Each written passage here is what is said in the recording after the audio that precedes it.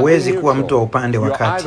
Wewe ni ama mtumishi wa Mungu au mtumwa wa Shetani. Yesu alisema mtu hawezi kutumikia mabwana wawili, kwa kuwa atamchukia mmoja na kumpenda mwingine, au atashikamana na mmoja na kumdharau mwingine. Huwezi kumtumikia Mungu na mali. Huwezi kumtumikia Mungu huku umeweka umimi wako mbele. Ni lazima umweke Kristo wa kwanza. Ni lazima ufanye uamuzi. Na usiku wa leo umesimama kwenye njia panda. Hapa ipo njia pana, pale ipo njia nyembamba. Na unapompokea Kristo unaenda kinyume na mkondo wa watu wengi walioko kwenye njia pana. Ndio sababu si rahisi kuwa Mkristo wa kweli. Si rahisi kumfuata Kristo kwa dhati.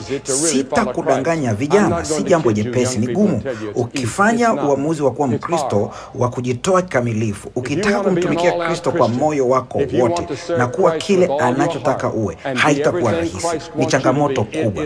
Lazima kama unataka changamoto ambayo matokeo yake yatakulipa mara milioni katika maisha haya na katika maisha yajayo, basi toa maisha yako yote kwa Kristo usiku wa leo.